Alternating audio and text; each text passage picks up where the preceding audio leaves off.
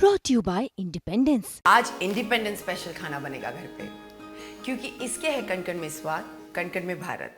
आखिर क्यों चुनाव टाल रही है बीजेपी? क्या बीजेपी के पास जिताऊ चेहरों की कमी है? जी हां, हम ऐसा क्यों कह रहे हैं, जरा ध्यान से सुनिए। बीजेपी ने हरियाणा विधानसभा चुनाव की तारीखों में फेरबदल करने की मांग की है। इसको लेकर बीजेपी प्रदेश अध्यक्ष मोहनलाल बाडोली ने केंद्रीय चुनाव आयोग को चिट्ठी लिखी है, जिसमें बाडोली ने चुनाव की तारीखों में बदलाव करने की मांग की है। बाडोली ने लिखा है, वीकेंड में 4 छुट्टियां और बिश्नोई समाज का मुकाम धाम कार्यक्रम होना है। बिश्नोई समाज के अधिकांश लोग इस कार्यक्रम के लिए प्रस्थान करेंगे, इस कारण मतदान में कमी रहेगी। बता दें, हरियाणा में 1 अक्टूबर को वोटिंग और 4 अक्टूबर को मतगणना होगी। मोहनलाल बाडोली ने लेटर में लिखा है कि चुनाव की तारीखों को बदला जाए, क्योंकि ये छुट्टी का समय होता है और काफी लोग बाहर चले जाते हैं। 28 तारीख को शनिवार और 29 तारीख को रविवार है। फिर 1 अक्टूबर को वोटिंग होगी, जबकि 2 अक्टूबर को गांधी जयंती की छुट्टी है। तो वहीं 3 अक्टूबर को अग्रसेन जयंती का अवकाश है, तो ऐसे में लोग छुट्टियों पर जा सकते हैं।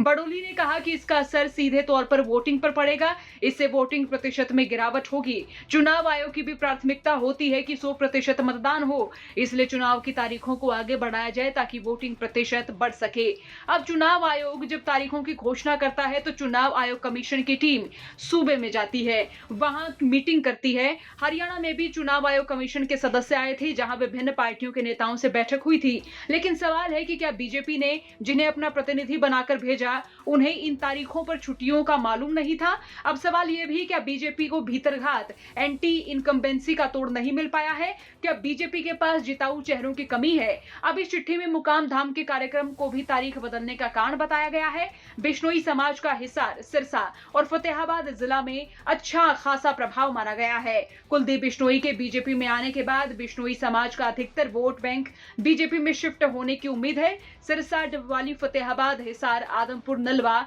बरवाला विधानसभा में बिश्नोई समाज का काफी वोटर है। हिसार लोकसभा में करीब 48,000 और सिरसा में 51,000 बिश्नोई समाज का वोटर है। तो ये वोटर किसी भी पार्टी के लिए गेम चेंजर साबित हो सकते हैं। तो कह सकते हैं कि जब जब वोटिंग प्रतिशत गिरता है, तो सत्तारूढ़ दल को नुकसान होता है। और इसी बीच दीपेंद्र हुड्डा ने एक्स प्लेटफॉर्म पर लिखा है, हरियाणा बीजेपी ने चुनाव आयोग को चुनाव टालने के लिए पत्र लिखा है, जो यह दर्शाता है कि बीजेपी चुनाव से किस कदर घबराई हुई है। अपनी हार सामने देख सत्ताधारी पार्टी की ओर से बचकाने तर्क दिए जा रहे हैं, क्योंकि उसके पास न कोई मुद्दा है, न जनता को बताने लायक कोई काम या उपलब्धि, और न ही टिकट देने लायक 90 उम्मीदवार। इसलिए बीजेपी छुट्टियों का बहाना बनाकर चुनाव टालने की साजिश कर रही है।